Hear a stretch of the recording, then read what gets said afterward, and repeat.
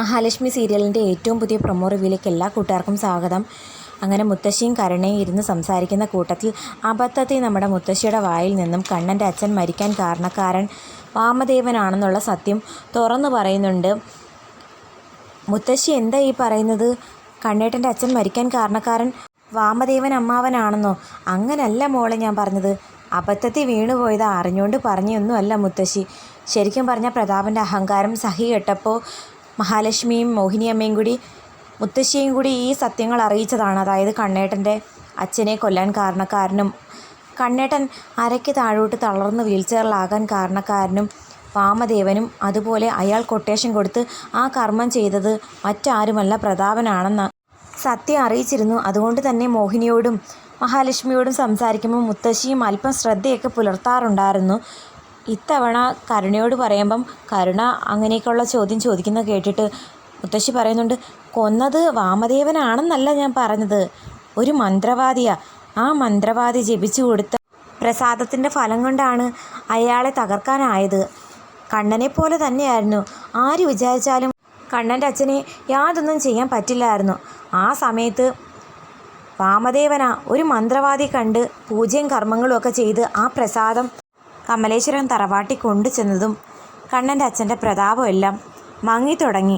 അതുകൊണ്ടല്ലേ അങ്ങനെ ഒരു ആക്സിഡൻ്റ് ഉണ്ടാക്കാനും കണ്ണൻ്റെ അച്ഛൻ്റെ ജീവൻ പോലും നഷ്ടപ്പെടാൻ കാരണമായത് എന്നൊക്കെ പറയുമ്പോൾ കരുണ പറയുന്നു, എങ്കിൽ ആ മന്ത്രവാദി നമുക്കും ഒന്ന് പോയി കണ്ടാലോ? ആ കണ്ണനും മഹാലക്ഷ്മി എന്ന് പറയുന്ന ഒരുത്തി ഉണ്ടല്ലോ, അവൾക്ക് വേണ്ടിയിട്ട് കുറച്ച് പൂജയും കർമ്മങ്ങളൊക്കെ ചെയ്യാമായിരുന്നു. മുത്തശ്ശിയും കരുണയും കൂടെയൊക്കെ ചേർന്ന് അങ്ങനെ കുറേ പ്ലാനൊക്കെ തയ്യാറാക്കുന്നതായിട്ട് കാണിക്കുന്നുണ്ട്. അതേസമയം കമലേശ്വരം തറവാട്ടിൽ ഗർഭിണിയായ ഭാര്യയെ നല്ലതുപോലെ പരിചരിക്കുന്നുണ്ട് കണ്ണനെയും കൊണ്ടാവുന്ന രൂപത്തിൽ. കാരണം വീൽ ചെയറിലിരിക്കുവാണല്ലോ പുള്ളിക്കാരൻ. നടക്കാൻ തുടങ്ങി എന്നുള്ള കാര്യം രണ്ടാനമ്മയോ സഹോദരങ്ങളോ അറിയാതെ മാക്സിമം ശ്രദ്ധിക്കുന്നുണ്ട്. അബദ്ധത്തിൽ മഹാലക്ഷ്മി തള്ളി വീണപ്പം എല്ലാവരും അറിയേണ്ടതായിരുന്നു. അപ്പോൾ പോലും എങ്ങനെയൊക്കെ രക്ഷപ്പെട്ടു. മഹാലക്ഷ്മിക്ക് ഫുഡ് വാരി കൊടുക്കുന്ന കണ്ണനെ നോക്കി പുച്ഛിച്ചുകൊണ്ടാണ് ദുർഗയും ഉണ്ണി അങ്ങോട്ടേക്ക് വരുന്നത്. നീ എന്തൊക്കെയാണ് കുറച്ച് ദിവസം കൊണ്ട് കാണിക്കുന്നത്? നിൻ്റെ പെരുമാറ്റം കണ്ടാൽ തോന്നുമല്ലോ നിൻ്റെ ഭാര്യ ഗർഭിണിയാണെന്ന്. സാധാരണ ഗർഭിണിയായിട്ടുള്ള പെണ്ണുങ്ങളെയാണ് ഭർത്താക്കന്മാർ ഇങ്ങനെയൊക്കെ പരിചരിക്കുന്നത്. അതെന്താ, എൻ്റെ ഭാര്യ ഗർഭിണി അല്ലെങ്കിൽ എനിക്ക് അവളെ നോക്കിക്കൂടെ? നോക്കിക്കോ, നിൻ്റെ വീടല്ലേ, നിനക്ക് ഇഷ്ടമുള്ള രൂപത്തിൽ എന്തും ചെയ്യാമല്ലോ. എന്തായാലും നീ മിടുക്കി തന്നെയാണ്. ഒന്നുമില്ലാതെ കയറി വന്ന നീ ഇപ്പോൾ ഈ വീടിൻ്റെ തന്നെ അധികാരിയായി മാറിയില്ലേ? സമ്മതിക്കണം. മാന്യമായിട്ട് കയറി വന്ന എൻ്റെ കരുണമോളെയും നീ അടിച്ചിറക്കി വിട്ടില്ലേ എന്ന് ചോദിക്കുമ്പോൾ, ഞാനാണോ നിങ്ങളുടെ മരുമകൾ ഈ വീട്ടിൽ നിന്ന് പോകാൻ കാരണക്കാരി? അല്ലാതെ നിങ്ങളുടെ മകനല്ലല്ലേ. എന്നെയും കൊണ്ട് അധികമൊന്നും പറയിക്കരുത് എന്ന് മഹാലക്ഷ്മി താക്കീത് കൊടുക്കുന്നുണ്ട്. അത് കേട്ട് വായടക്കി പോകാനേ ദുർഗയ്ക്കും ഉണ്ണിക്കും ആകുന്നുള്ളൂ. ഈ സമയം നമ്മുടെ മേഘനാഥനാണെങ്കിൽ കണ്ണൻ എണീറ്റ് നടക്കാൻ തുടങ്ങിയോ എന്നുള്ള സംശയം മൂന്നാർ പോയപ്പം മുതൽ മനസ്സിൽ തട്ടിയിട്ടുണ്ടല്ലോ. അത് ഉറപ്പുവരുത്താൻ വേണ്ടി പല മാർഗങ്ങളും ശ്രമിച്ചുകൊണ്ട് നടക്കുവാണ്. എന്നിട്ടും പൂർണ്ണമായിട്ടും അങ്ങോട്ട് വ്യക്തമാകുന്നില്ല കണ്ണൻ നടക്കാൻ തുടങ്ങിയിട്ടുണ്ടോ ഇല്ലയോ എന്നുള്ള കാര്യം. അത് കണ്ടുപിടിച്ചിട്ടേ മറ്റെന്തോ ഉള്ളെന്ന് ശപഥം കുറിച്ച് നടക്കുവാണ്. ശരിക്കും പറഞ്ഞാൽ കമലേശ്വരം ജ്വല്ലറിയിൽ നിന്നും ജോലി നഷ്ടമായതിനു ശേഷം മറ്റൊരു ജോലിയും കൂലിയൊന്നും ഇല്ലല്ലോ. അതുകൊണ്ട് എന്തും അന്വേഷിച്ച് നടക്കാൻ പറ്റിയ ഒരു സാഹചര്യം കൂടിയാണ്.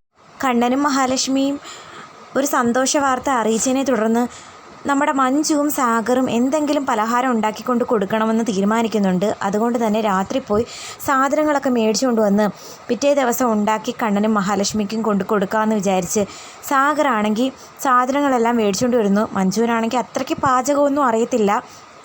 എന്നാൽ സാഗറിന് നന്നായിട്ട് ഇങ്ങനെയുള്ള പലഹാരങ്ങളൊക്കെ ഉണ്ടാക്കാൻ അറിയുകയും ചെയ്യാം. അപ്പം മഞ്ജു പറയുന്നുണ്ട്, ഞാൻ എന്നെക്കൊണ്ട് പറ്റുന്ന രൂപത്തിൽ ഹെൽപ്പ് ചെയ്തു തരാം, സാഗരേട്ടൻ പലഹാരം ഉണ്ടാക്കിയാൽ മതി. എന്തായാലും കണ്ണേട്ടനും മഹാലക്ഷ്മി ഏട്ടത്തിക്കും നമ്മളായിട്ട് എന്തെങ്കിലും ഗിഫ്റ്റ് കൊണ്ടുവന്ന് കൊടുത്തേ പറ്റൂ. അങ്ങനെ പിറ്റേ ദിവസം പലഹാരമൊക്കെ ഉണ്ടാക്കി സാഗറും മഞ്ജുവും കൂടെ കമലേശ്വരം വീട്ടിലേക്ക് വന്ന് ബെല്ലടിച്ച് ഡോറ് തുറക്കുന്നത് മറ്റാരുമല്ല നമ്മുടെ ദുർഗാമ്മയാണ്. മഞ്ജുവിനെയും സാഗറിനെയും കണ്ട് ഞെട്ടി നിൽക്കുവാണ് ദുർഗാമ്മ. നിങ്ങളെന്തിനാ ഈ സമയത്ത് ഇങ്ങോട്ടേക്ക് വന്നത്? അതെന്താ, എനിക്ക് ഈ വീട്ടിലേക്ക് വരാൻ പാടില്ലേ?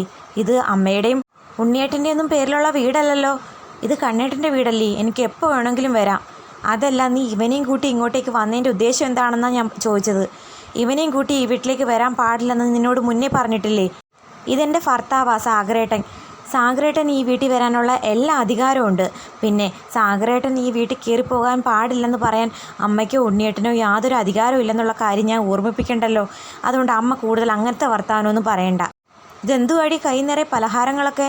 എന്തുവാ മഹാലക്ഷ്മി ഗർഭിണിങ്ങാണാണോ എന്ന് തമാശ മട്ടിന് കളിയാക്കി ചോദിക്കുന്നുണ്ട് ദുർഗ. അത് കേട്ട് പരസ്പരം നോക്കി നിൽക്കുന്ന മഞ്ജുവിനെയും സാഗറിനെയും കാണിച്ചുകൊണ്ടാണ് എപ്പിസോഡ് അവസാനിക്കുന്നത്.